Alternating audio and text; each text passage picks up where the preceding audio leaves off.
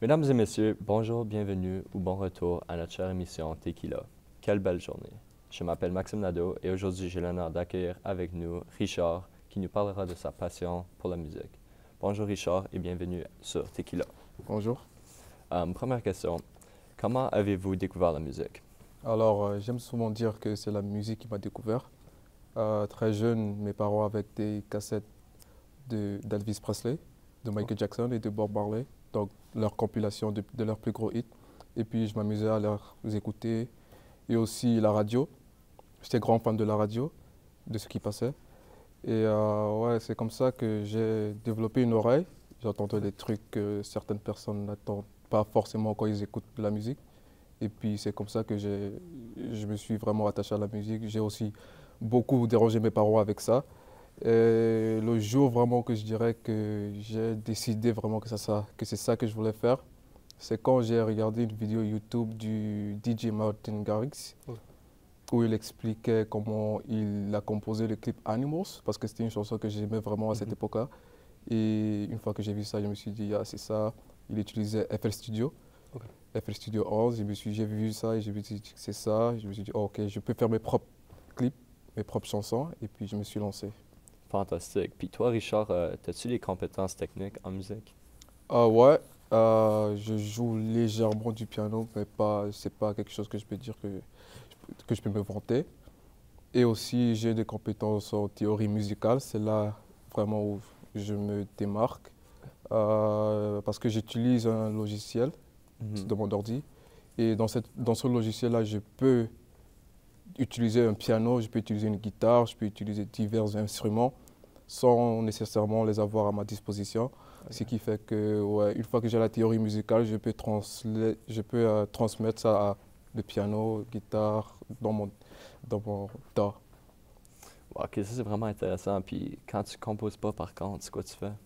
Quand je ne compose pas, je suis généralement sur YouTube en train de rechercher des vidéos sur des nouvelles techniques de mixage, de nouveaux trucs que je ne sais pas, ou bien je recherche des sons, des samples, des effets spéciaux.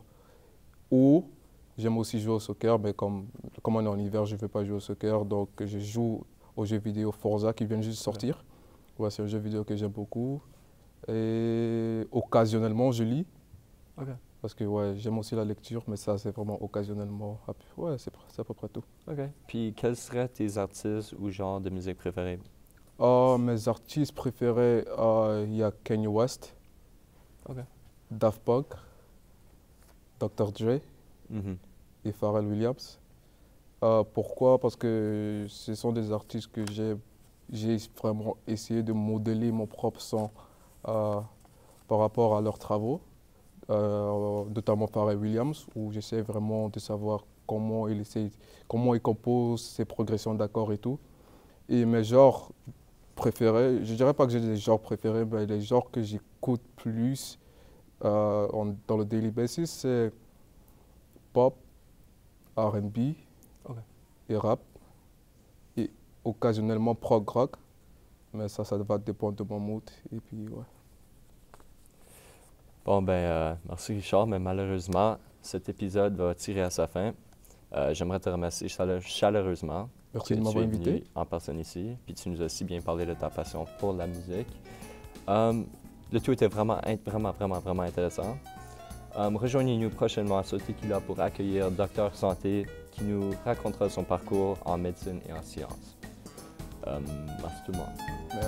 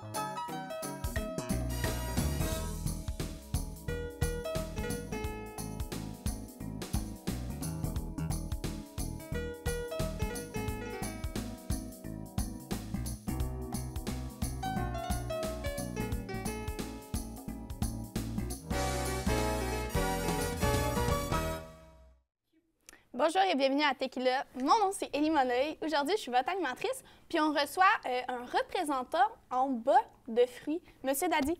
Bonjour. Bonjour. Comment ça va? Ça va bien, vous? Merci d'avoir fait tout ce chemin de l'Himalaya pour venir nous raconter ça. Fait que vous me dites que vous êtes un représentant en bas de fruits. Est-ce que vous voulez peut-être montrer à la caméra? Bonjour tout le monde, et moi c'est Dadi, je suis représentant des bas de fruits. Je suis choqué aujourd'hui, depuis que je suis au Canada, je réalise que les gens portent des bas qui ont des ananas. En fait, moi j'ai fait mes études à l'Université de McGill où tout le monde portait des bas, des bananes.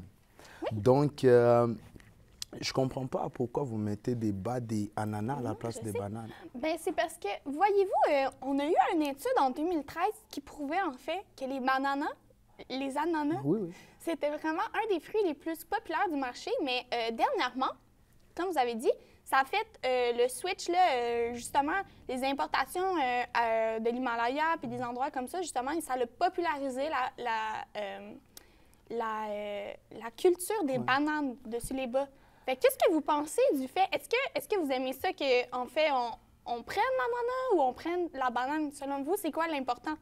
Je pense que les bananes aussi ont quelque chose à dire. Je pense que les gouvernements ont un impact là-dessus. Je ne comprends pas comment ça arrive qu'à l'école, maintenant à l'école, on fait juste apprendre les élèves le développement des ananas à la place des bananes. Moi, j'ai grandi où on nous apprenait de bananes, c'est bien pour la santé.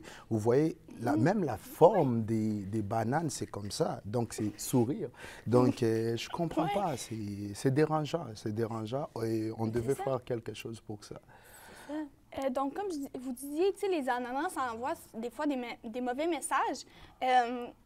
Qu'est-ce que vous pensez peut-être d'une popularisation d'un autre fruit? Que pensez-vous du melon de miel sur les bas? Ça pourrait être tout sauf ananas. Tout sauf ananas? Oui, tout sauf ananas. Parce que ananas, déjà, quand vous coupez l'ananas, il y a beaucoup de piqûres.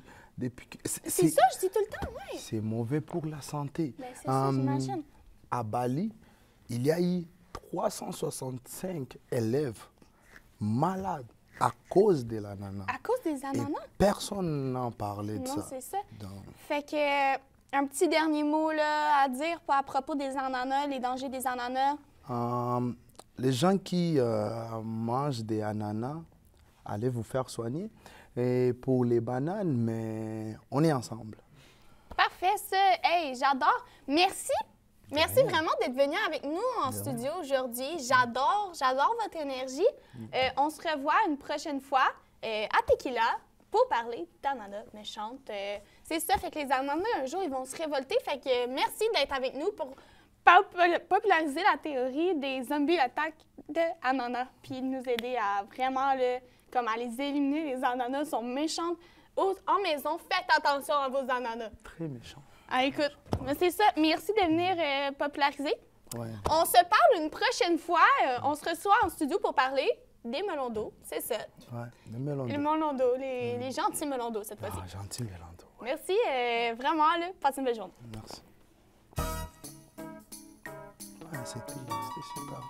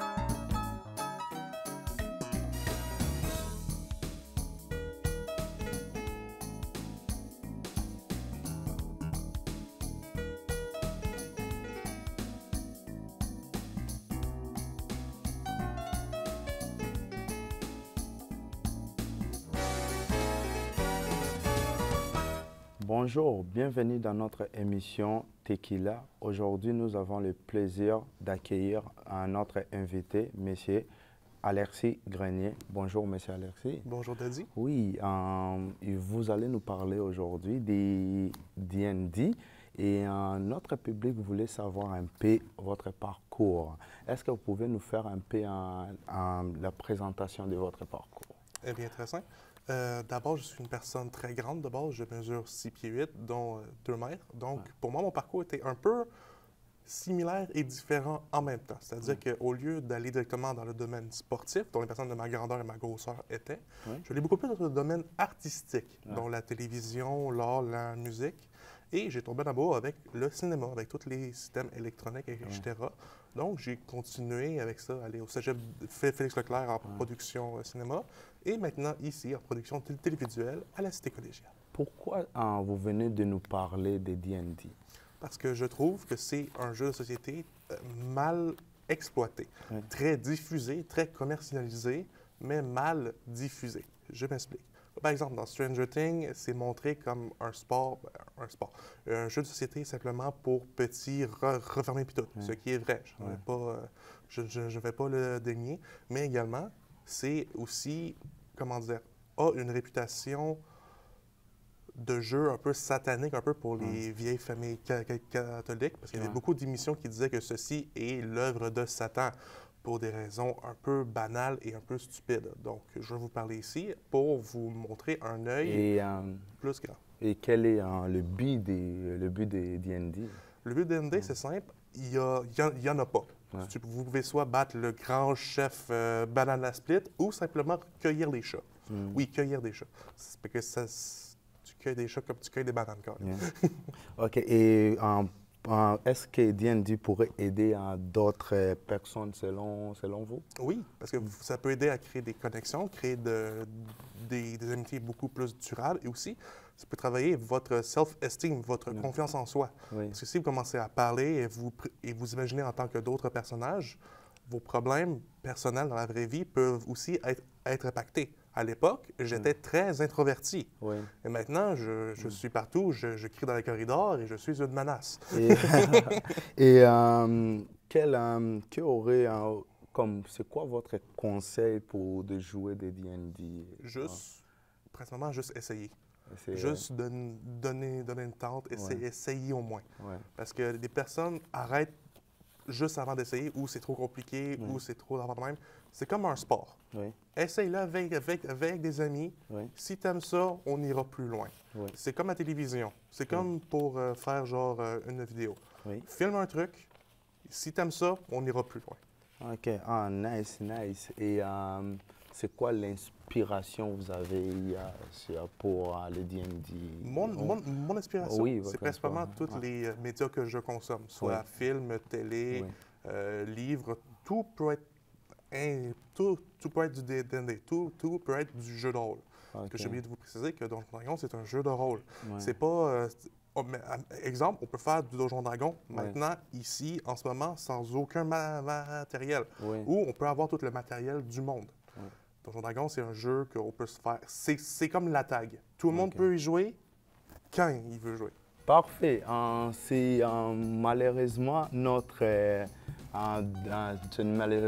fin de notre émission. Et pour la prochaine émission, nous allons accueillir M. Jérémy Lémier qui va nous parler de l'escalade. Parfait. Merci.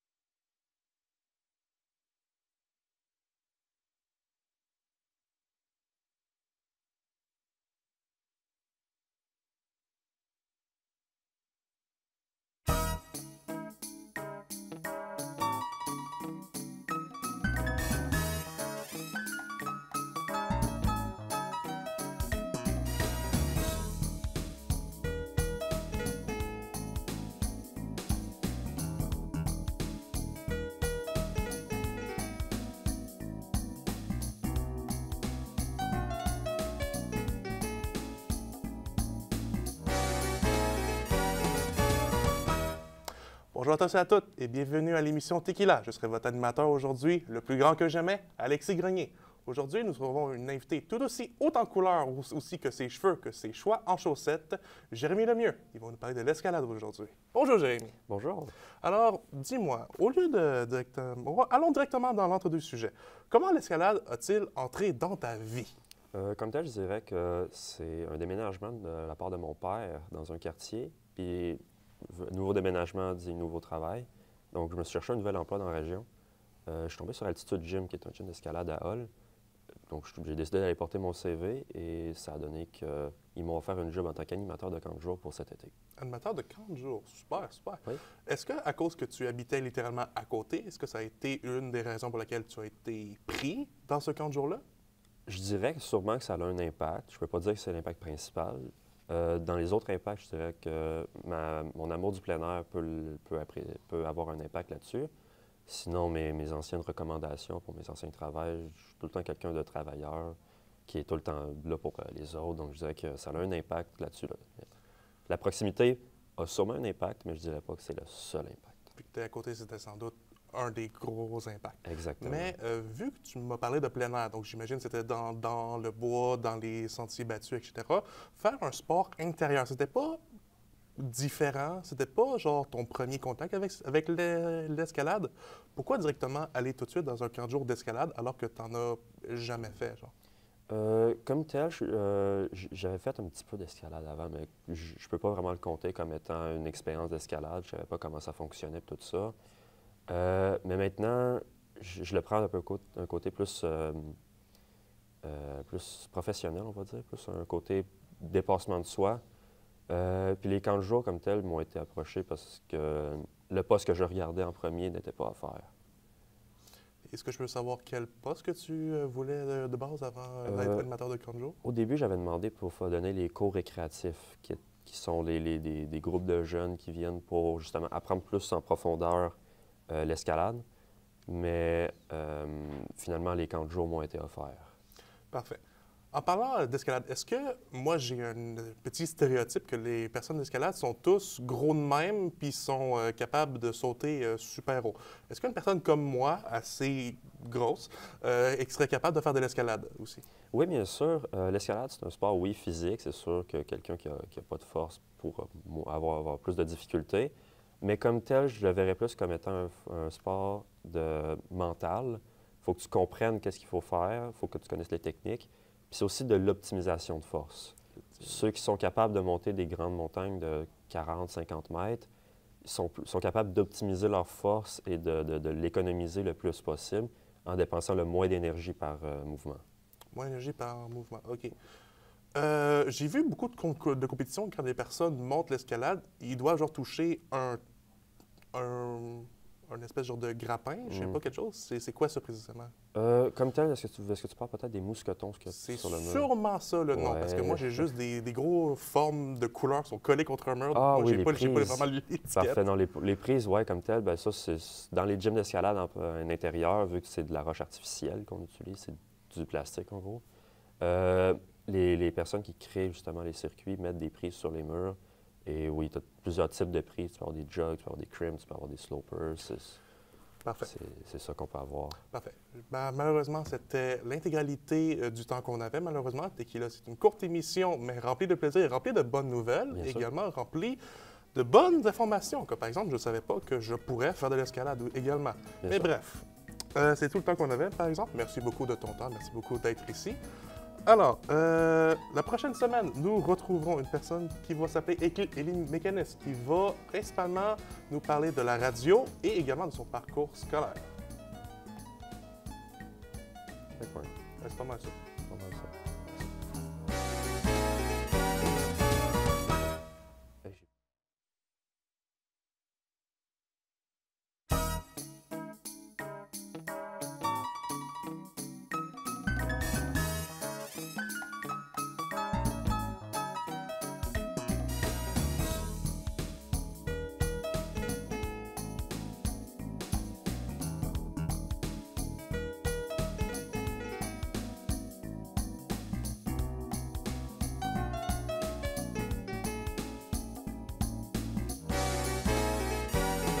16e édition de Tequila 2023.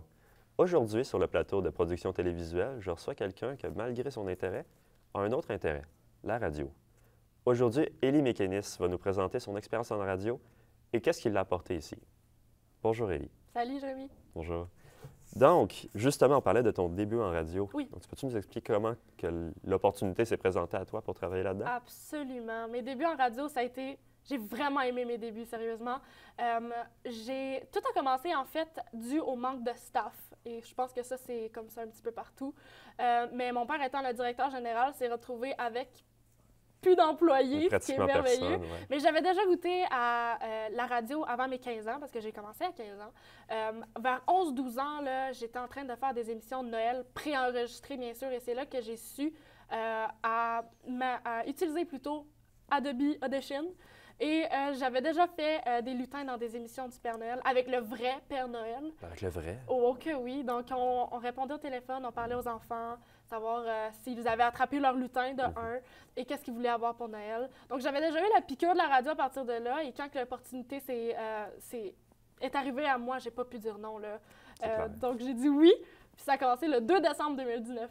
OK, tu as la date et puis tout? Ah ouais. Parfait. Je compte. Là, tu parles d'avoir commencé à 15 ans, mais personnellement, je trouve ça jeune un peu. Est-ce que ça a été y a-tu des difficultés à propos de ça, de cet âge-là? Oui, bien, ça a été difficile. Je veux dire, j'avais aucune formation, puis c'était vraiment une question de gérer l'école et la radio en même temps.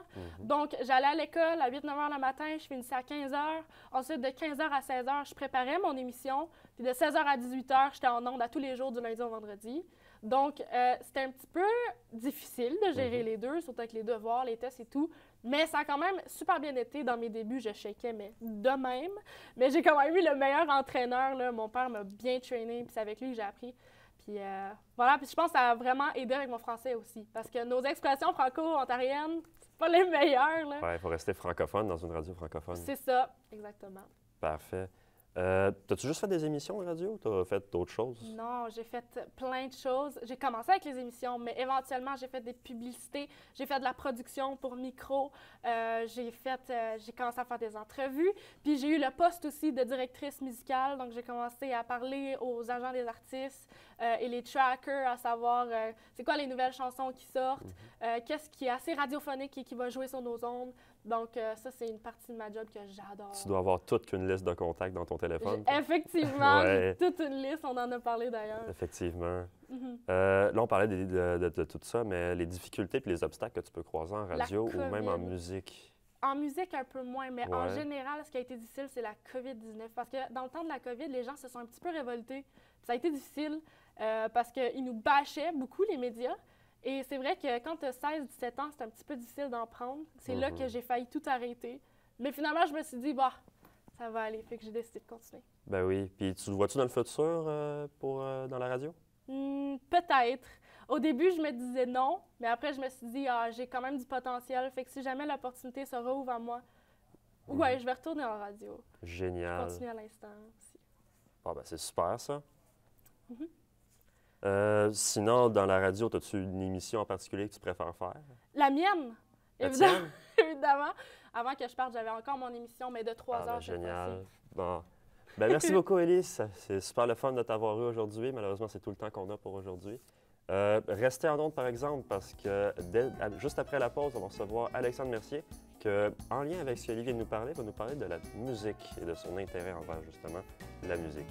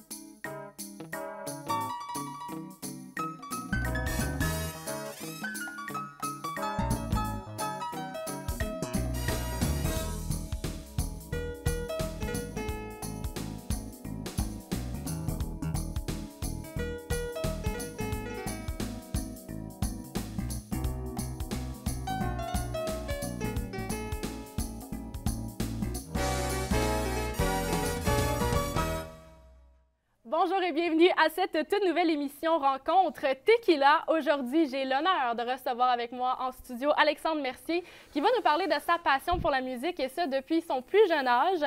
Mais avant toute chose, apprenons à le connaître. Bonjour Alexandre, ça va bien? Oui, toi? Ça va très bien. Bienvenue à Tequila. Merci, merci. Donc, avant de parler de ta passion pour la musique, là, on est à Ottawa, mais d'où tu viens, toi? Moi, je viens d'un petit village qui s'appelle Moonbeam. C'est un petit village qui est dans le nord de l'Ontario et qui est connu pour la soucoupe volante sur le bord de l'autoroute 11. Absolument. Oui. Puis la soucoupe volante a été populaire dans les derniers mois avec la fameuse barre de Kit Kat. Oui, oui. Comment c'est le nord de l'Ontario? Je pourrais dire que c'est pas comme Ottawa, c'est moins urbain. Il y a beaucoup de forêts. C'est vraiment différent. C'est froid. Oui, c'est vraiment C'est froid. très Oui, froid. oui. Donc, pour venir à tes intérêts, toi, tu aimes la musique. Comment ça a commencé cette passion-là plutôt? Ma passion a commencé depuis de ma 9e année au secondaire. Je venais juste de... non. C'était ma... Ouais, non, OK. J'avais 13 ans quand j'ai commencé à m'intéresser à la musique. Depuis cet âge-là, j'ai commencé... J'ai eu l'intérêt à jouer de la guitare. Là, j'ai commencé à me pratiquer. Au début, j'étais vraiment nul. Là. C'était Comme tout le monde. Ouais. Hey, les accords que j'étais pas capable de jouer, c'était les barcodes. Là. Ouais. C'est difficile. Ouais, c'est... Quel style de musique tu aimes le plus? En ce moment, j'écoute beaucoup de la musique indépendante, du indie rock, du metal. Mais en ce moment, je suis plus dans le vibe indie rock. J'écoute The Drums, Algie, et Surf Curse, et The Strokes. Est-ce que tu peux nous nommer justement des artistes que tu aimes entendre ces temps-ci? J'écoute... J'écoute un peu de la... j'écoute aussi de la... c'est quoi son nom, là? Oh, boy. C'est quoi son nom? OK, j'écoute... Un chanteur de rock, j'imagine? Un chanteur de rock, je pourrais dire Ozzy Osbourne. Bien sûr. Ouais. Y a-tu des groupes que tu écoutes? Le métal, j'écoute aussi des groupes de métal comme Iron Maiden. Est-ce que tu aimes les classiques, par exemple, genre AC/DC? Oui, ça, j'adore AC/DC. AC/DC. Def Leppard. Def Leppard, ça, c'est un bon groupe. Guns N' Roses. Oui, ça aussi, c'est un bon Donc, groupe. tu aimes les classiques Oui, j'aime aussi les classiques. J'aime toutes les sortes de musique de rock, pop, hip-hop. J'aime tous les genres de musique. Là. Ah oui? Ouais. OK, donc tu n'écoutes pas juste la rock. Le rock, plutôt.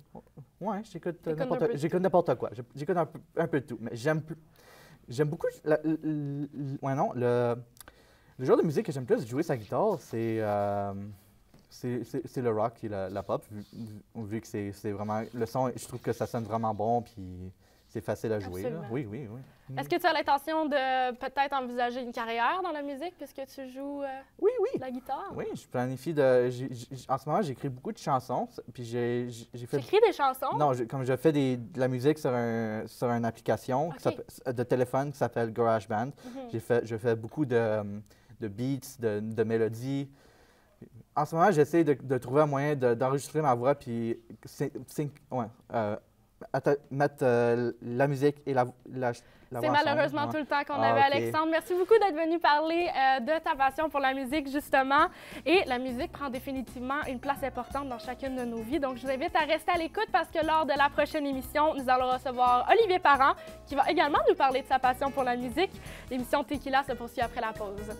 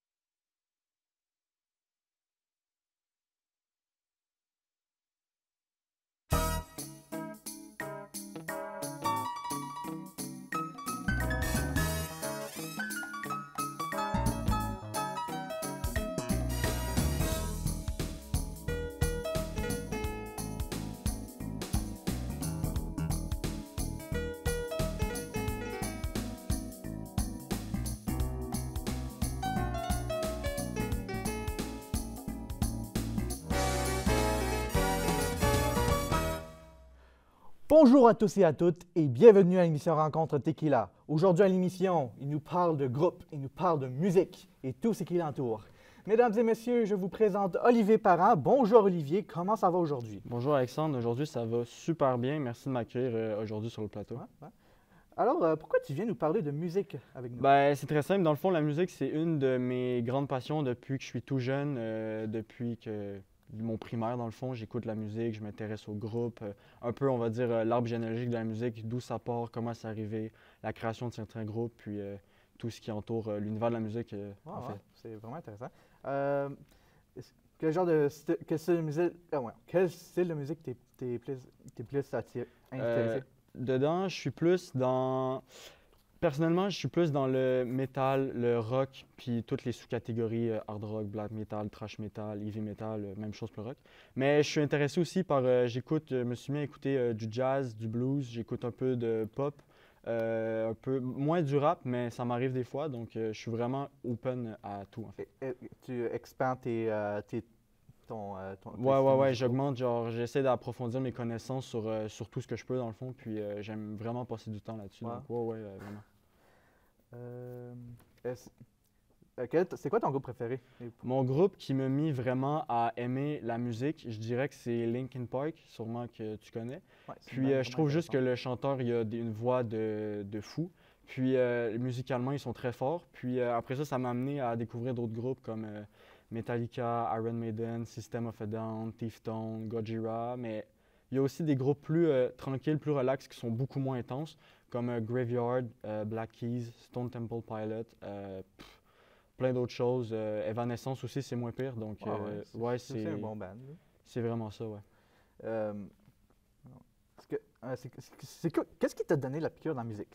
Ben, c'est dans le fond, c'est surtout mon père, mon papa, qui m'a...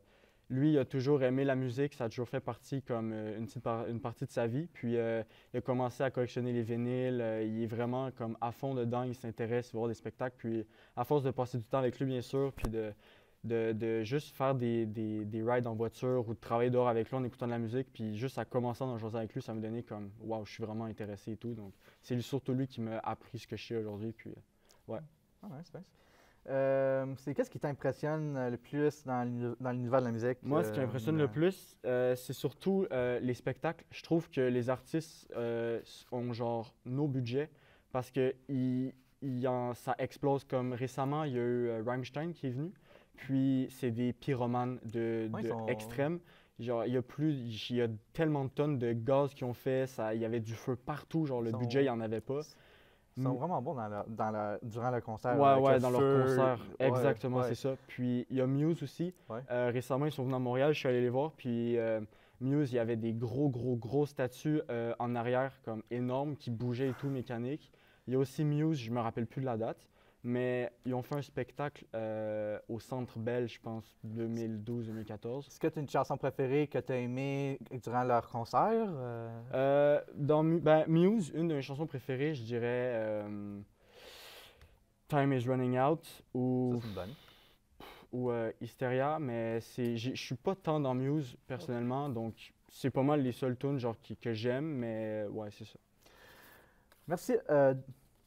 Désolé Olivier, mais malheureusement, c'est tout le temps qu'on a. Merci d'avoir venu partager tes intérêts musicaux avec nous. J'espère que tu passes une belle journée. Restez à l'écoute. Restez à l'écoute. Notre prochain invité à la prochaine heure sera Ocean Pickerton. Ne manquez rien.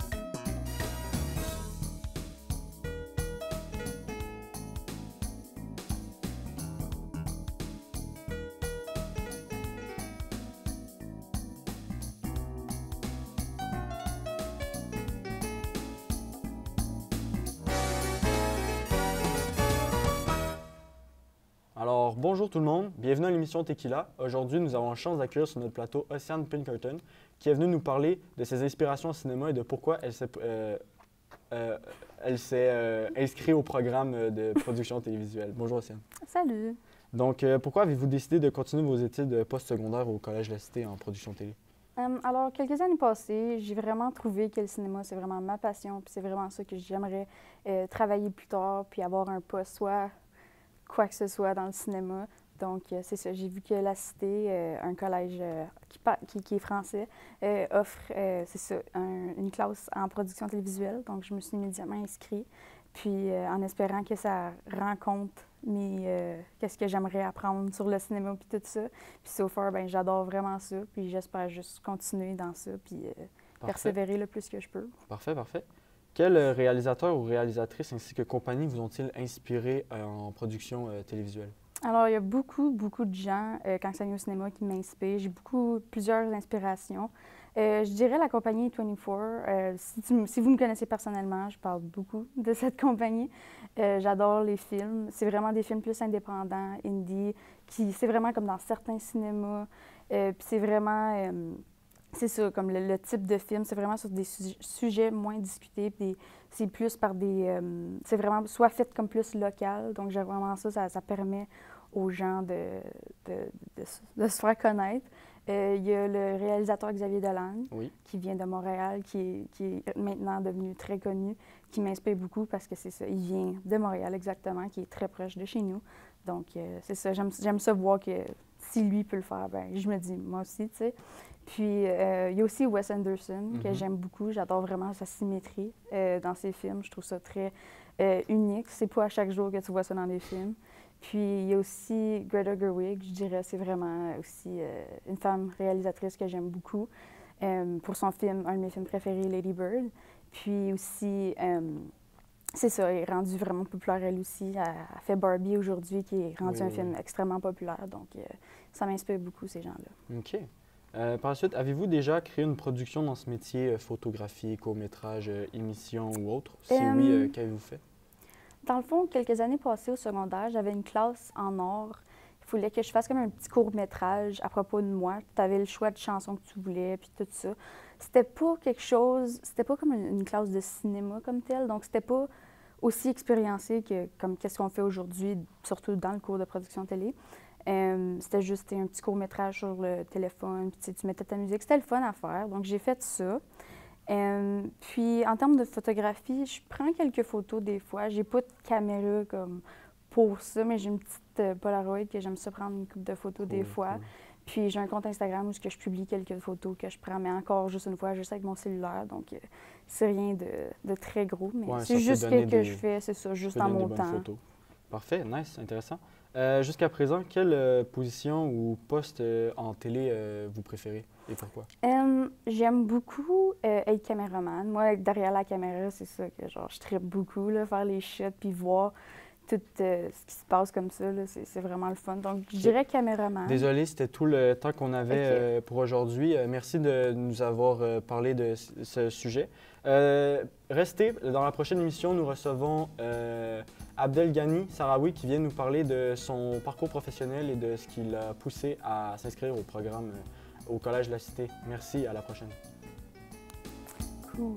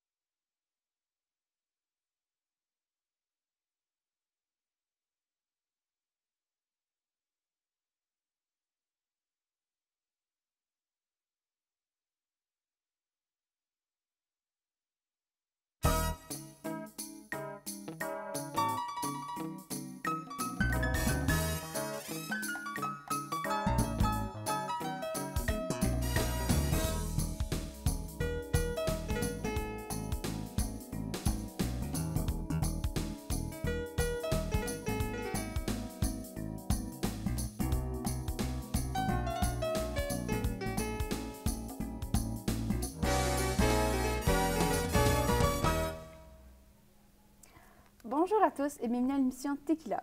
Aujourd'hui, nous avons le grand plaisir d'accueillir avec nous Abdelghani Sarawi qui va venir nous parler un petit peu de lui, son parcours ici présentement à la Cité, ainsi que sa carrière personnelle. Bonjour et bienvenue à Tequila. Bonjour Océane, merci beaucoup pour cette occasion. Bonjour tout le monde. Voilà. Alors, premièrement, qui êtes-vous? Alors, c'est Abdel, j'ai 27 ans, je viens de l'Algérie. À la base, j'habite à une petite ville, ça s'appelle Batna. Batna, située dans l'est de l'Algérie, une ville historique avec beaucoup de ruines romanes et des endroits touristiques. C'est juste beautiful. Wow, parfait. Que faites-vous dans la vie? Alors, en tout cas, j'ai fini mes études dans l'université en tant que comptable et auditeur. Okay. Après 5 ans d'études, c'est beaucoup, oui. Mais, oui. Surtout après le travail dans le milieu professionnel pendant quelques mois, je n'ai pas aimé ça parce que je suis toujours dans le mode de vie libre.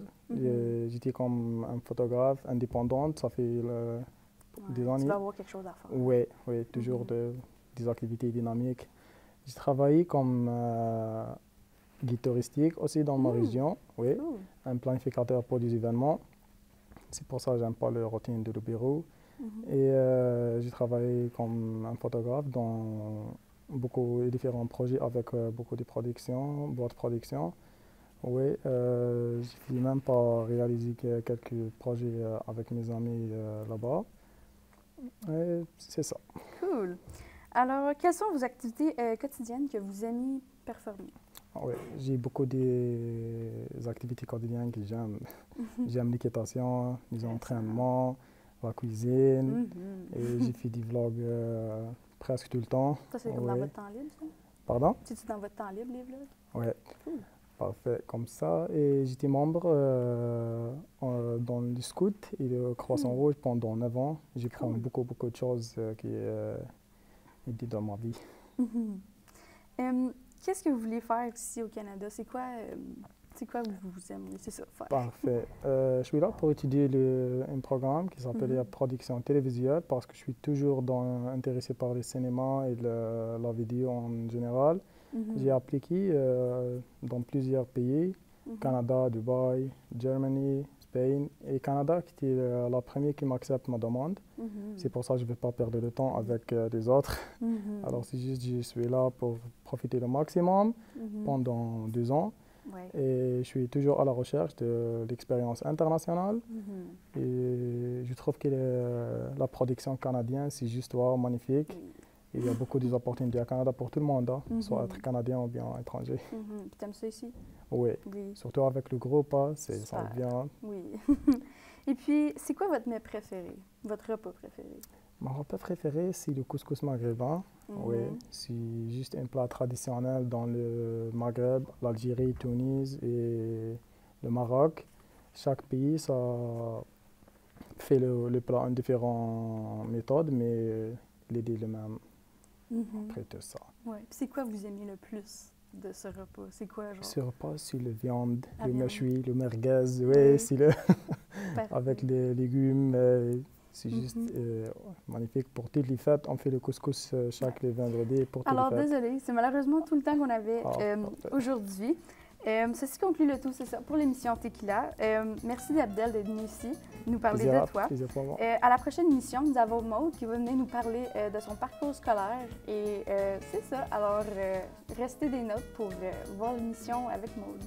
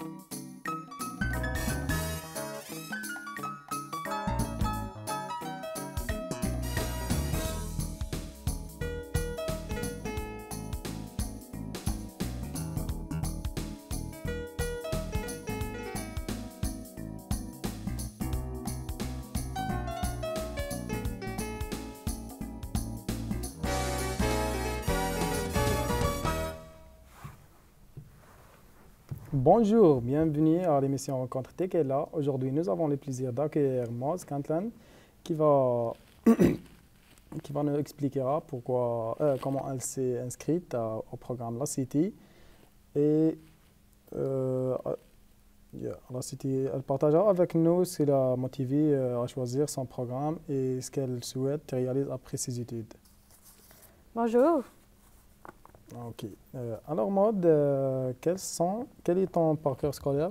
Donc, j'ai commencé le secondaire. Je me suis inscrite en concentration plein air à l'école secondaire du Versant à Gatineau.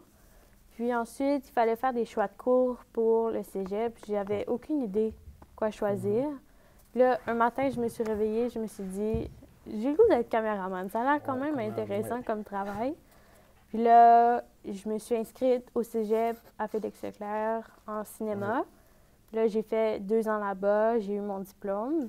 Puis ensuite, je me suis inscrite à la Cité collégiale en production télévisuelle pour avoir encore plus d'expérience. Cool, that's nice. Et pourquoi tu as choisi le programme de production télévisuelle au collège La City? J'avais 2 options qui s'offraient à moi, soit la Cité collégiale à Ottawa ou production télévisuelle à Jonquière, au Saguenay-Lac-Saint-Jean. C'est 7h30 de route à peu près. C'est beaucoup. C'est quand même loin de la maison. Je n'étais pas prête à partir tout de suite de chez mes parents. Donc, ça me permettait d'économiser un petit peu. Puis, quand même, c'est ça, de rester chez mes parents pour une sécurité financière. C'est plus facile, oui. C'est plus facile comme ça. Puis aussi, j'avais pas besoin de me spécialiser dans un domaine en restant à la Cité, alors qu'à Jonquière, je devais choisir une branche dès le départ. OK, parfait. Et comment as-tu trouvé ton expérience au cégep, Maud? Mon expérience au cégep, ça s'est vraiment bien passé. J'ai découvert plusieurs choses que je connaissais pas à propos du cinéma parce que quand je suis entrée au cégep, je connaissais rien. Je connaissais pas les films classiques, je connaissais pas le fonctionnement d'une caméra ou d'un plateau de tournage. Donc, ça m'a vraiment donné une base pour aller travailler par la suite. Puis, j'ai eu beaucoup de cours qui aidaient à avoir une structure de travail, puis une bonne éthique de travail aussi. Donc, je trouve que c'est super important, surtout dans le domaine du cinéma, d'avoir une éthique de travail, puis une éthique de recherche. Ça m'a beaucoup appris là-dessus. Puis, c'est ça. Parfait. Et qu'aimerais-tu accomplir après avoir obtenu ton diplôme en production télévisuelle? Le but ultime, ce serait de voyager avec mon travail, fait que soit avec Radio-Canada ou à mon compte. C'est un peu plus effrayant de travailler à son compte, mais je pense qu'il y a tellement plus de possibilités. J'aimerais aussi être caméraman, réalisatrice, monteur. Oui, pourquoi pas? J'ai découvert aussi que j'aimais beaucoup l'aiguillage. Donc, je suis très curieuse, j'aime beaucoup de choses différentes. C'est en partie pour ça que je ne vais pas me spécialiser tout de suite. Et si tu avais recommencé ton parcours scolaire, est-ce que tu changerais quelque chose? Je pense pas que je changerais quelque chose. Parce que si j'avais commencé par la Cité collégiale, j'étais pas certaine d'aimer ça. Puis je serais arrivée sur le marché du travail à 19 ans. Nous avons voici arrivé à la fin de cette émission. Maud, merci Maud d'être venue nous expliquer votre parcours scolaire. Et bientôt dans notre prochaine émission, nous allons accueillir sur cette plateforme M. Alexandre de Courville qui va nous expliquer parler de son expérience en tant qu'enseignant à la City Programme Production télévisuelle.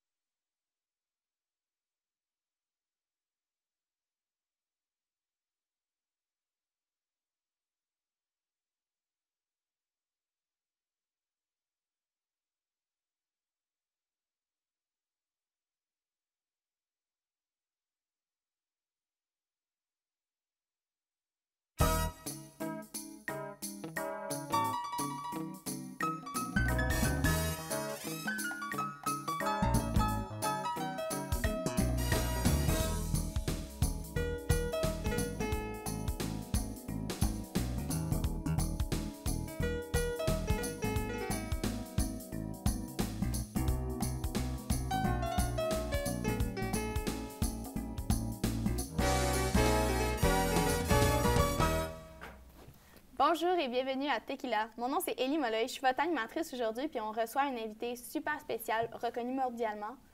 Accueilli, Monsieur Docteur Santé. Bonjour. Bonjour, ça va? Oui, ça va bien. Oui, Vous? hey, on est super choyés de vous recevoir aujourd'hui. Fait que, Docteur Santé, le public il voudrait en savoir un petit peu davantage sur vous. T'sais, il se pose des questions.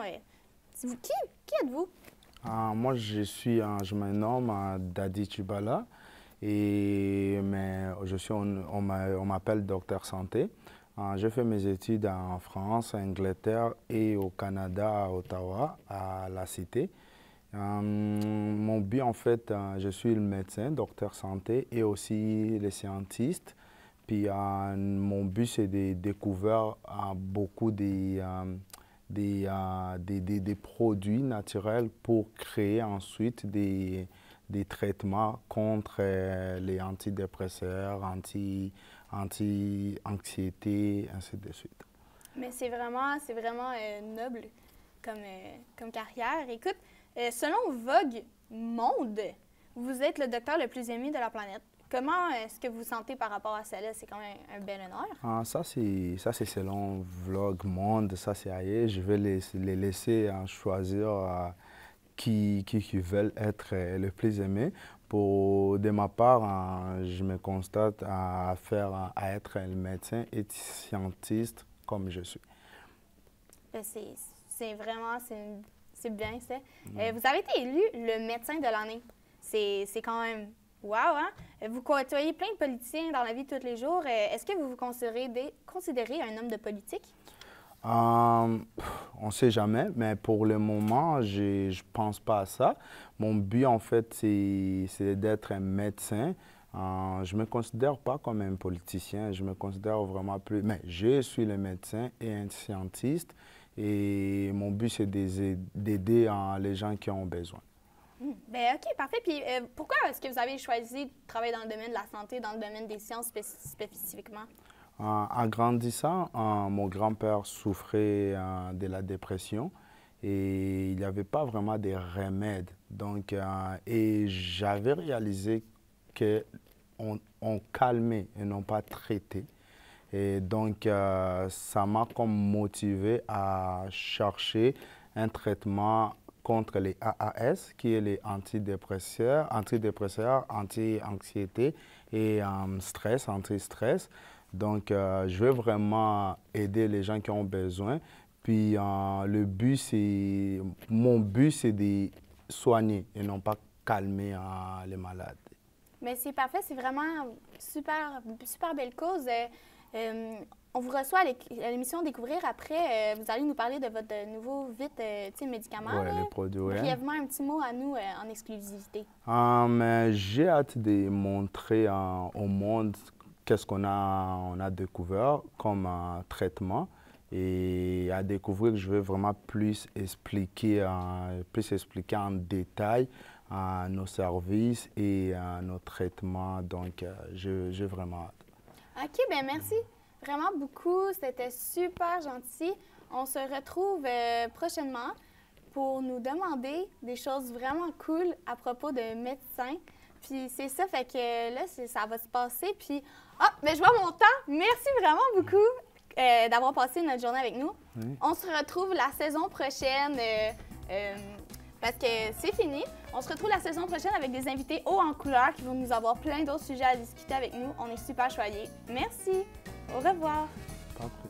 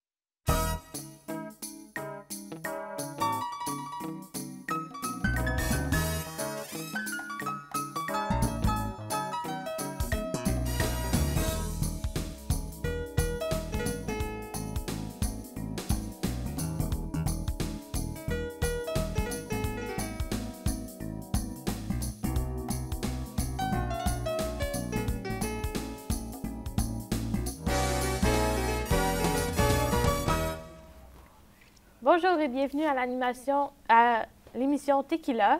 Aujourd'hui, nous recevons Daniela Bongongo qui nous parlera de son expérience en tant qu'étudiante internationale et de son expérience de sa vie au Canada. Bonjour Daniela, bienvenue à l'émission Tequila. Bonjour Maud. Donc, qu'est-ce qui t'a poussé à faire tes valises et partir du jour au lendemain pour le Canada en production télévisuelle? Ben, il faut noter que de base, je suis actrice.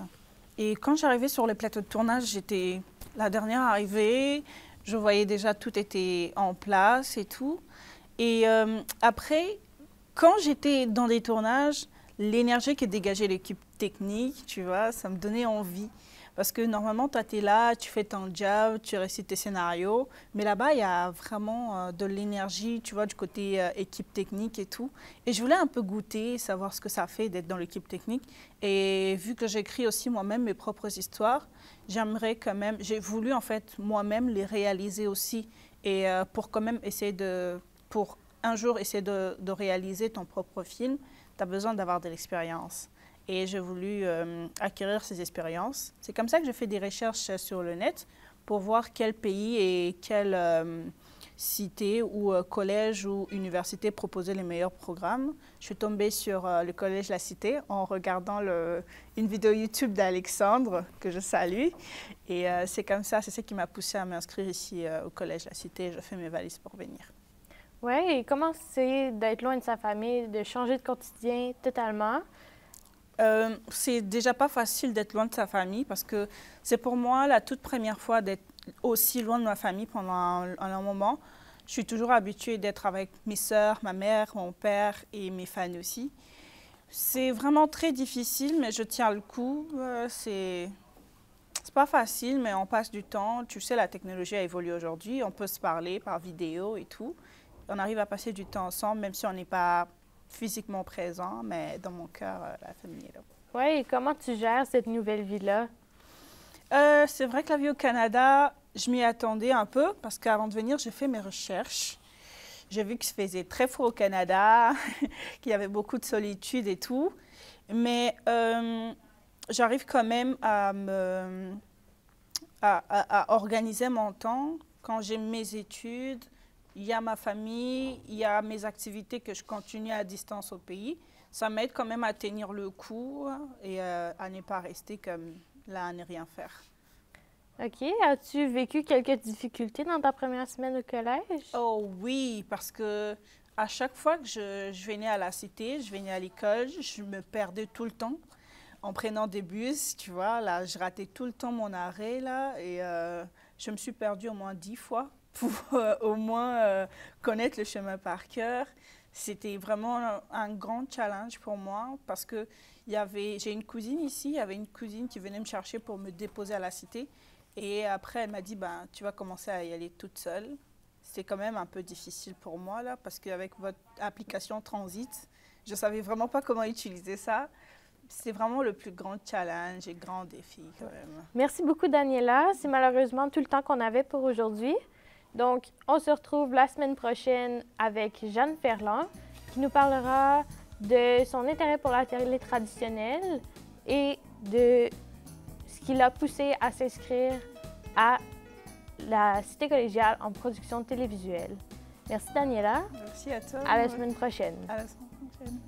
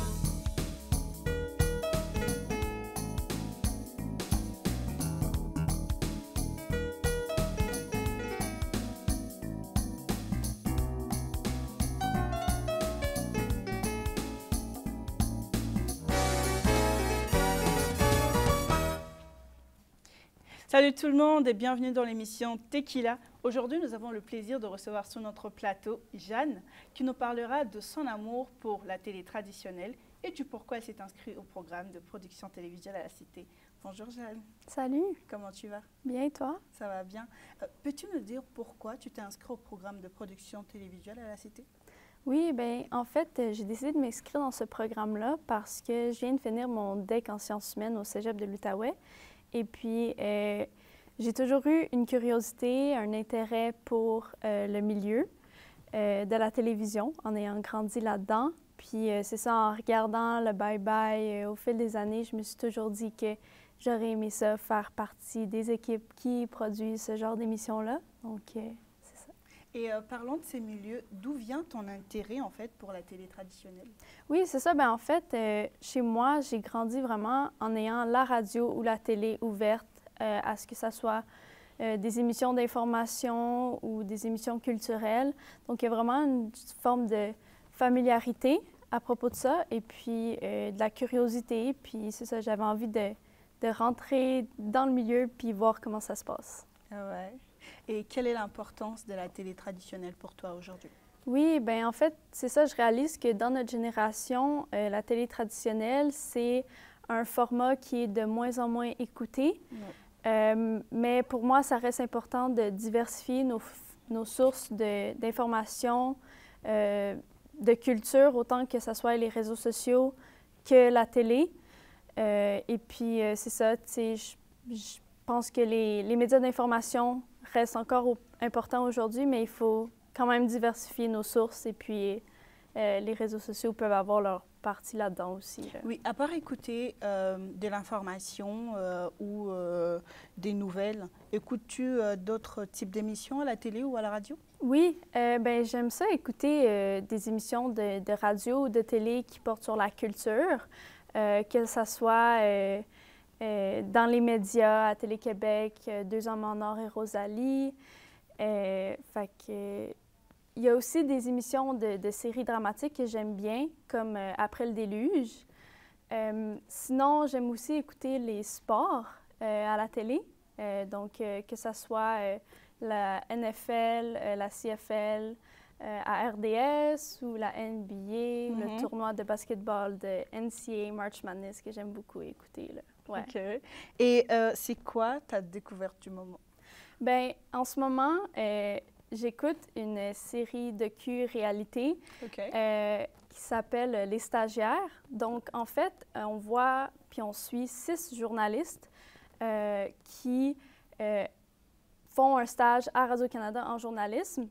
Puis, c'est pas axé sur le côté technique qu'on voit un peu plus ici, nous, mais on voit quand même un peu c'est quoi de travailler dans les médias traditionnels. Et puis, c'est ça, je trouve ça vraiment intéressant, ouais, vraiment. Ouais, et tu as souvent l'habitude de regarder des tournois NBA? Oui, j'ai fait du basket quand j'étais au secondaire. Et puis, c'est un sport que j'aime beaucoup regarder, là, ouais, vraiment. Ah ouais? Ouais. Tu as fait du sport? Oui, j'ai fait beaucoup de sport. Malheureusement, nous sommes arrivés à la fin de notre émission. Merci à vous, chers fidèles téléspectateurs, d'avoir été avec nous. Restez branchés et merci, Jeanne, pour d'avoir partagé avec nous ton intérêt pour la télé traditionnelle. Quant à vous, on se revoit dans le prochain numéro de Tequila, où nous aurons le plaisir de recevoir sur notre plateau M. Jace. À très bientôt. Ça va?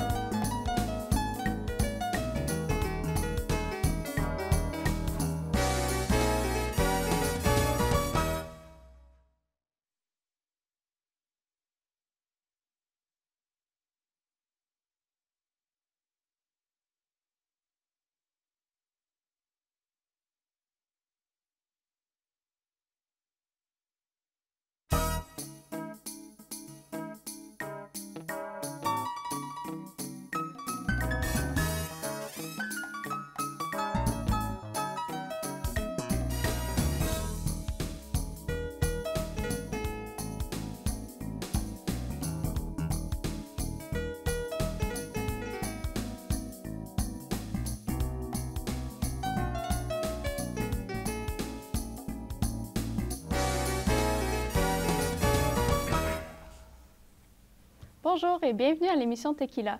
Aujourd'hui, nous avons le plaisir d'accueillir Jesse Finson qui va nous parler de son histoire, d'où il vient. Bonjour Jesse, bienvenue à l'émission. Bonjour Jeanne, comment ça va? Ça va bien, toi? Bien. Donc, pour commencer, en parlant de ton histoire, est-ce que tu viens de la région d'ici? Es-tu né ici? De Ottawa, Ontario, non. Généralement, je viens de Manitoba, c'est loin d'ici. C'est quelque chose de nouveau, comme une grande ville comparé à où je venais de Manitoba. Puis est-ce que tu t'ennuies du Manitoba? Beaucoup, oui. Ça fait longtemps que j'y allé, comme vraiment longtemps. Est-ce que tu as de la famille là-bas? Oui, j'ai des cousins, de la famille, là. OK. Puis sinon, est-ce que tu leur parles souvent? Des fois, oui, mais ça fait longtemps. Ta famille, es-tu plus dans la région ici? J'ai de la famille, grands-parents à Québec. Sont comme beaucoup de places. OK. Puis, sinon, est-ce que tu as déménagé souvent? 3 différentes fois avant que j'arrive ici à Ontario. Bon, 3. Time à 2, c'est correct. De Manitoba à Limoges, puis là, Limoges à Cornwall. Puis là, Cornwall ici pour le collège. Puis sinon, comment t'aimes ton expérience ici à date à Ottawa? Ben, c'est le Big City, comme on l'appelle, puis j'aime ça. C'est quelque chose de différent que Cornwall, Selkirk de Manitoba ou Limoges où je vivais avant Cornwall. Puis sinon, au niveau de la langue, c'est quoi ta première langue? Anglais, qui de la deuxième année, c'est où j'avais développé mon français. Puis là, OK. Fait qu'est-ce que ça fait longtemps que tu as commencé à apprendre à parler français? Deuxième année, première année, oui, beaucoup longtemps. OK. Puis là, 12e, puis après ça. OK. Fait que tu as fait ton école secondaire ici dans la région? Oui, à Cornwall. À Cornwall, OK. Bon, là, puis un petit peu à Castleman pour une année. OK, je vois. Puis sinon, comment tu trouves le programme ici à date? C'est quelque chose de différent que, so far, j'aime, mais il y a des choses, évidemment, mais j'aime beaucoup ce qu'on fait, so far. Qu'est-ce qui t'a motivé à t'inscrire dans le programme? Bon, j'aime la photographie, mais aussi j'étais intéressé à la vidéo. C'est pas la même chose, mais c'est... Je comprends. Bien, merci de nous avoir parlé aujourd'hui. Malheureusement, c'est pas mal presque tout le temps qu'on avait aujourd'hui pour se jaser. Et puis, c'est ça, dans la prochaine émission, on va accueillir Cécilia Fulin-Grasselli qui va nous parler de ses origines brésiliennes. Donc, restez avec nous. Après la pause, on va pouvoir la rencontrer. Merci.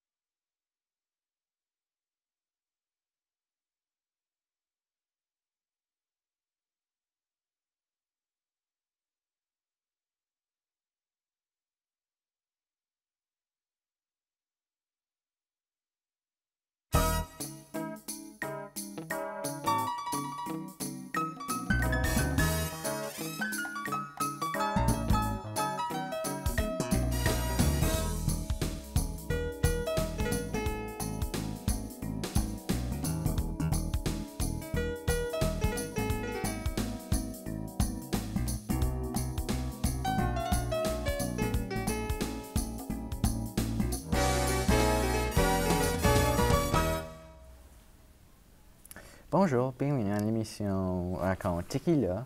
Aujourd'hui, nous avons le plaisir d'accueillir Mme Cecilia, qui nous expliquera son expérience avec l'immigration et Brésil. Donc, bonjour, comment ça va? Bien et toi? Bien. Okay. Depuis combien de temps êtes-vous ici à Canada? Donc moi, je suis née au Brésil. Ensuite, je suis venue ici pour le travail de ma mère avec mes parents quand j'avais 4 ans. Ensuite, quand j'avais 6 ans, on est retourné au Brésil. Et là, en 2017, on est retourné ici. Puis depuis ce temps-là, j'habite ici de façon permanente. Donc, si on y pense, ça fait genre la moitié de ma vie que j'habite ici et que j'ai habité là-bas. Donc, c'est ça. Est-ce que tu manques, Brésil? Oui, ça manque beaucoup. Ça manque parce que toute ma famille est là-bas, donc je les vois pas souvent, ça me manque. Sinon, il y a mes amis aussi de quand j'étais petite qui sont là-bas. Ce qui aide, c'est que avec la technologie, je peux garder contact avec eux. Zoom, Oui, Zoom. FaceTime. C'est ça, je peux garder contact avec eux. Donc ça aide. Mais sinon, ça manque juste l'ambiance tropicale. La plage, la bonne nourriture, la musique, et c'est ça. Vous voulez pas jouer dans la neige ici? J'aime la neige, mais je préfère... Tant que j'ai pas froid dans la neige, c'est correct. Mais dès que j'ai froid, non. Je pense que beaucoup d'autres personnes aussi. Ouais, c'est ça. Est-ce que vous retournez souvent au Brésil? Oui, donc j'essaie d'y aller à chaque année. J'y vais souvent durant l'hiver ici, parce que quand c'est l'hiver ici, c'est l'été là-bas. Donc, genre en décembre, c'est là qu'il fait chaud là-bas. Puis l'hiver là-bas, c'est pas comme froid comme ici. C'est genre 18 degrés. Donc, des fois aussi, j'y vais en hiver là-bas, en juin ici. Mais c'est ça, j'y vais à chaque année et c'est ça. Est-ce que vous considérez plus brésilienne ou plus canadienne? Donc, c'est difficile à dire et à déterminer parce que, comme j'ai mentionné au début de l'entrevue, j'ai vécu genre la moitié de ma vie ici, la moitié de ma vie là-bas. Mais je pense que pour certaines choses, je me considère plus brésilienne et pour d'autres choses, je me considère plus canadienne. Une des choses, par exemple, c'est arriver à l'heure. Donc, les Brésiliens, on est très comme nonchalants par rapport à ça. Quand quelqu'un dit « sois là à 1 heure », on va être là comme à 3 heures. Donc, quand je vais là-bas visiter ma famille, je suis toujours très d'avance parce que vu que j'habite ici, genre, je me suis habituée à être comme un peu plus vite. À l'heure, c'est ça, au lieu de en retard. Donc, c'est ça. Est-ce que vous planifiez de retourner vivre au Brésil un jour? Oui et non. Oui, parce que, comme j'ai mentionné, j'aime l'ambiance là-bas, mais je pense que pour habiter, je préfère vivre ici. Mais peut-être genre vivre temporairement là-bas, peut-être un 6 mois, ou c'est ça. Y aller quand je peux, mais vivre, je préfère vivre ici.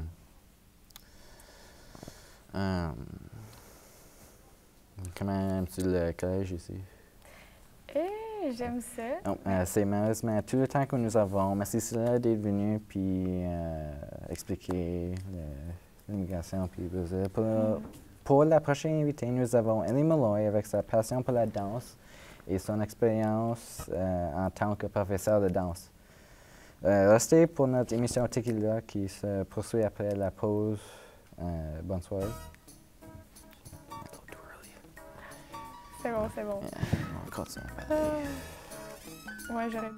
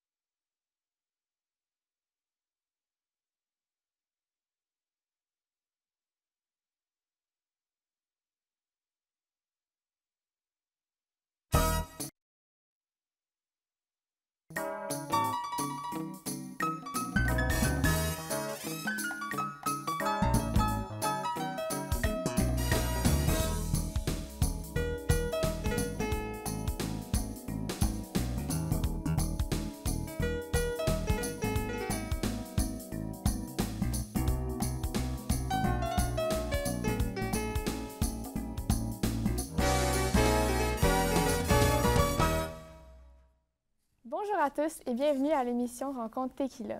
Aujourd'hui, nous avons le plaisir d'accueillir avec nous Élie Meloy qui va nous parler de sa passion pour la danse et qui va nous expliquer comment elle transmet cette passion aux générations les plus jeunes. Bonjour Élie. Salut, comment ça va? Ça va bien toi? Ça va bien, merci. Parfait. Donc, depuis quand tu es passionnée par la danse? C'est ça. Donc, j'ai commencé la danse, j'avais environ 2 ans. J'ai recommencé ça récréatif, dans le parent-enfant. Mon père, il était vraiment drôle à voir. Mais avec les années, j'ai cherché à avoir plus de techniques. Fait que j'ai été vers la danse compétitive vers mes 13 ans. Ouais. OK. Puis, un entraînement de danse compétitive, comment ça se passe? Bien, ça dépend vraiment. Là, quand tu rentres dedans ça, c'est environ 10 heures semaine. Tu as 2-3 chorégraphies de 1 heure. Puis ensuite, ben, le restant, c'est de la force, de la flex, de l'entraînement, puis de l'acro-danse. C'est pas mal ça. Puis ensuite, quand tu vieillis, mon niveau environ, c'est 20 heures, 25 heures semaine. Mais pour les studios d'élite là, à Québec, puis dans ça, ils peuvent s'entraîner jusqu'à 40 heures semaine. Puis c'est vraiment, c'est vraiment intense. Ouais, OK, c'est intense. Ouais. Intense comme un sport. Ouais. Wow, OK. Ouais, c'est ça. Tu as l'air très cultivé sur le sujet, mais toi, qu'est-ce qui te passionne de la danse compétitive? Oui, ce qui me passionne, c'est vraiment, j'adore l'esprit d'équipe, vraiment, avec les filles. On en développe, tu sais, c'est pas mal le cliché à dire, mais une famille ensemble, tu sais, on se suit depuis full d'années. C'est vraiment vraiment cool. J'adore ça. J'adore pouvoir m'exprimer. Tu sais, c'est aussi un art au lieu d'être un sport. Puis c'est ça, je suis capable d'exprimer mes émotions. Ça m'aide vraiment à passer à travers les choses. OK. Fait que toi, tu enseignes la danse aussi. Puis c'est quoi les styles de danse que tu enseignes? C'est ça. Fait que j'enseigne pas mal tous les styles de danse sauf le hip-hop. Faudrait vraiment pas me voir essayer de faire ça. Mais j'enseigne du jazz, du ballet, de la claquette, de l'acro-danse. Imagine pas mal tout à part les styles latins. Mais ouais, c'est ça. J'enseigne pas mal tout.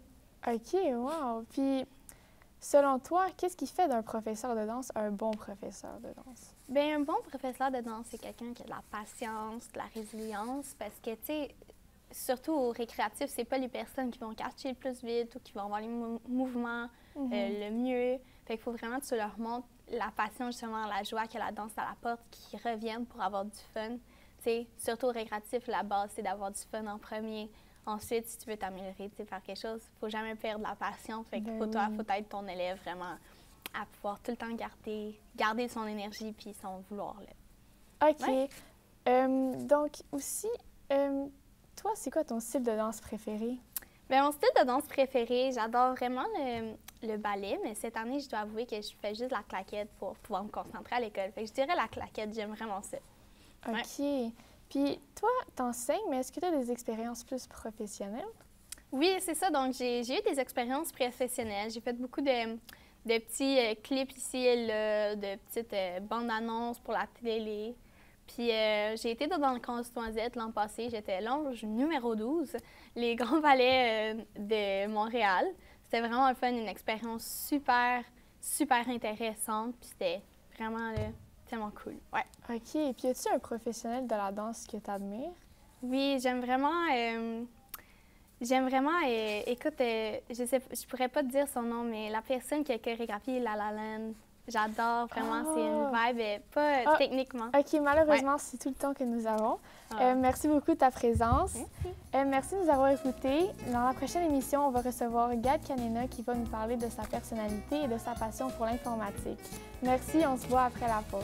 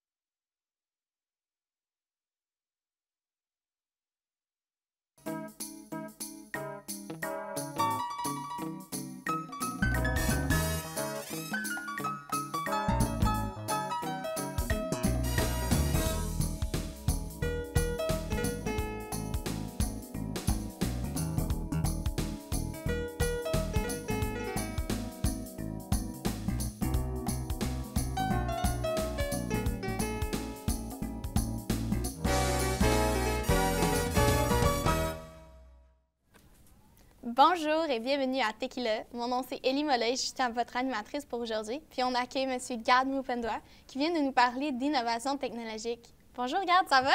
Ça va bien et toi? Oui, ça va super bien. On est super contents de vous recevoir dans le studio aujourd'hui. Merci. On commençait, puis vous venez nous parler, dans quel domaine vous venez nous parler de l'innovation technologique? Ce serait plus basé comme dans les trucs électroniques, les gadgets, les appareils, pour être plus précis là. Oui, vraiment. Ouais. C'est cool ça. Et puis, c'est quand est-ce que vous avez commencé à vous intéresser à l'innovation, justement?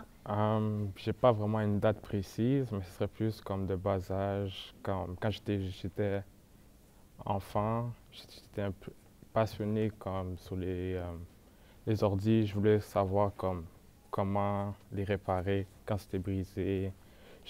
J'étais aussi passionné aussi sur les voitures. Comme quand je regardais dehors, puis je voyais « Oh, il y a une voiture là! » Puis je disais « C'était quelle marque? » Fait que ouais, j'étais vraiment dans l'énergie dans ça. Fait que curieux de nature, c'est bien. Hein, c'est un bon programme finalement qu'on est dedans. Hein? Puis c'est quel achat qui a comme, tu sais, on a tous des déclenchements, tu sais, des cataclysmes sur qu'est-ce qu'on veut, puis comme ça. Puis c'est quel achat qui vous a changé votre vie? Je pourrais dire récemment, ce serait plus mon ordi portable. Ouais. À cause qu'elle possède une composante, une entrée type C. Okay. Puis cette entrée-là, c'est comme un deuxième port où je pourrais charger comme mon ordi. Si j'oublie comme l'adaptateur chez moi, je peux utiliser cette entrée-là pour charger mon ordi. Où je peux charger mon téléphone, mais ça a une capacité haute de 100 watts. Ouais. C'est à peu près ça, là. Ouais, c'est une vraiment belle histoire, ça. C'est vraiment cool. Puis, peux-tu nous dire quelques mots sur l'innovation technologique? Tu sais, nous autres, on ne sait pas trop qu'est-ce que ces mots-là veulent dire. Ils sont un petit peu compliqués, puis rien ça. Veux-tu nous l'expliquer, ça, la définition? Tu sais, selon toi? C'est plus un ensemble de concepts dans la technologie. Bon, c'est aussi un peu un sujet vaste, mais je pourrais dire que ce serait basé comme dans la technologie. Là, il y a les gadgets, comme j'avais dit, les gadgets, les appareils, tout ce qu'on voit comme dans notre génération, c'est plus ça dans le concept. Oui.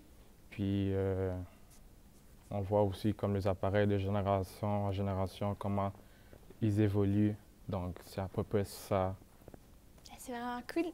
Puis, comptes-tu t'aligner dans le domaine de l'innovation technologique, tu sais, après les études, puis des affaires comme ça? Non, c'était juste le fait de savoir sur ça, c'était plus une passion. C'est ça, ouais. C'est vraiment cool. Puis, tu sais, tantôt, on se parlait, là, t'as vraiment hâte à la sortie du iPhone 15, hein? Ouais, c'est déjà sorti en septembre. En 2023, cette année.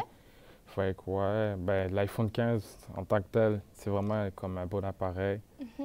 Ouais, surtout avec l'entrée type C. Cool. Ouais. Puis, c'est ça, t'as hâte aux améliorations? C'est ça. Fait que, malheureusement, c'est tout le temps qu'on avait ensemble, Gad. Mais on se rejoint à la prochaine émission pour accueillir Donald qui vient nous parler de son parcours scolaire. Fait qu'on a hâte de voir ça. Restez connectés avec nous. On se voit la semaine prochaine. Au revoir!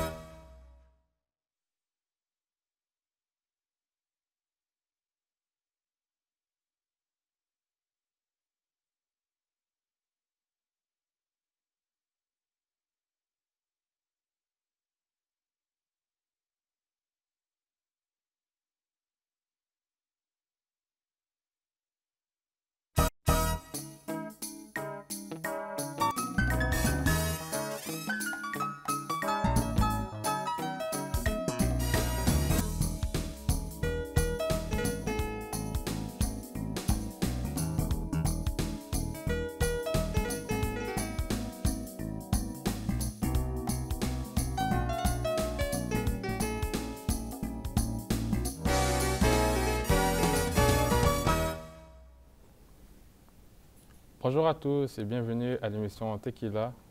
Je me nomme Gad Mpendwa et je serai votre animateur.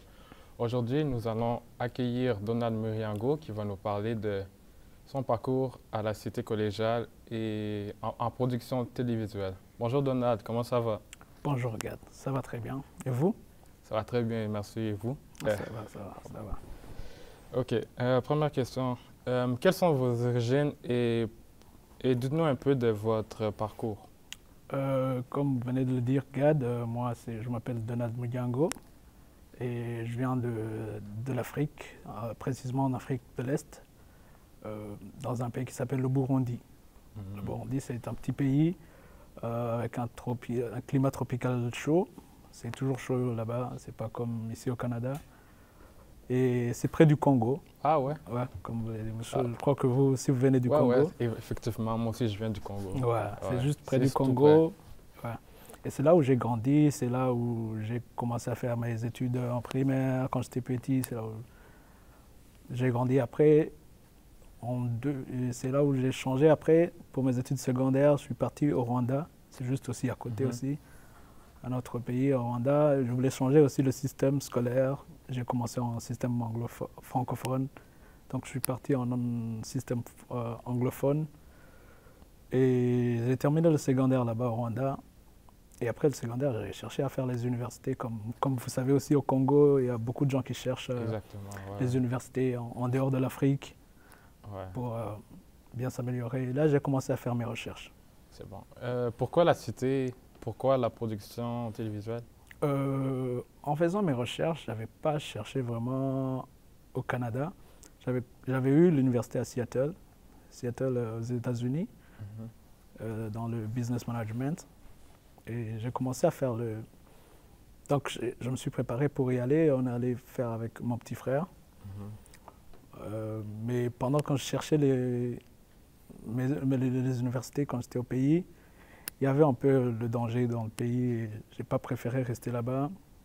En allant à Seattle, on a vu que on ne pouvait pas retourner au pays. Donc, j'ai directement immigré ici au Canada pour commencer. Donc, quand je suis commencé ici au Canada, j'ai commencé à chercher les universités ici au Canada aussi. Et je suis tombé sur la vidéo d'Alexandre sur YouTube qui parlait de la pro-télé. C'était intéressant. Intéressant. OK. En ce moment, où vous avez décidé de commencer à la Cité? Quand je suis venu ici, j'ai passé comme 2 ans à travailler. J'ai passé 2 ans à travailler pour d'abord commencer à socialiser, commencer à voir comment le pays fonctionne, parce que je n'étais pas habitué avant, donc c'était une autre chose. C'est vraiment difficile en fait. Ouais, c'est un peu difficile, mais on s'adapte comme tout le monde. Et après 2 ans, c'est là où j'ai eu le programme de la Cité. Je me suis inscrit pour la Pro-Télé. OK. Oui. Quels seront vos projets pour le futur? Pour le moment, je viens de passer, ça c'est ma 2e année ici en Pro-Télé. Et j'ai vraiment beaucoup aimé. J'ai vraiment beaucoup aimé passer ici du temps. J'ai eu des contacts, j'ai eu des amis aussi. Je suis désolé, mais ce sera tout pour aujourd'hui. Merci Donald de nous avoir parlé de ton parcours à la Cité en production télévisuelle. À la prochaine, nous aurons Maxime Nadeau qui va nous parler de son parcours cinématographique et des effets spéciaux.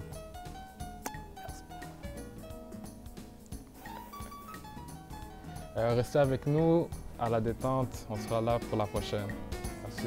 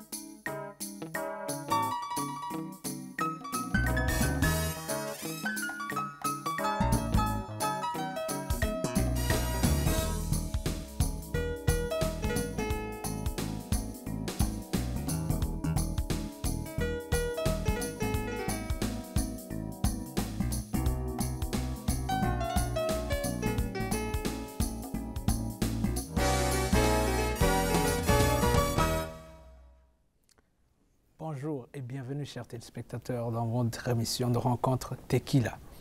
Et ce soir, on a l'immense honneur d'accueillir sur le plateau Maxime Nadeau. Maxime Nadeau, il va nous parler de son long parcours dans la cinématographie et les effets spéciaux. Bonjour Maxime. Bonjour, comment ça va? Ça va. Pour commencer, comment est-ce que vous vous êtes intéressé au domaine de la cinématographie? Je dirais que ça a commencé d'un vraiment jeune âge. Ah. Depuis que je suis tout petit, j'écoute des films, soit que ce soit des dessins animés. Puis en grandissant, moi j'ai grandi avec Harry Potter, Star Wars la classique, Star Trek, des choses comme Hunger Games, Maze Runner, juste plein de films cinématographiques. Puis je pense que c'est ça qui a vraiment piqué mon intérêt. J'ai toujours été créatif, soit que ce soit du côté musique, dessin, artistique. Comme les films, ça a vraiment juste été main en main avec ce côté créatif. Puis j'ai décidé de vouloir embarquer dans ça. Et comment est-ce que votre intérêt sur les films s'est transformé dans les effets spéciaux et le 3D? Si je m'en rappelle bien, c'était en fait, j'écoutais le deuxième Star Wars. Puis j'ai demandé à ma mère, j'ai dit, comment est-ce qu'ils ont des lightsabers? Yeah. Puis ma mère m'a dit, en fait, c'est tout des effets spéciaux, c'est pas vrai.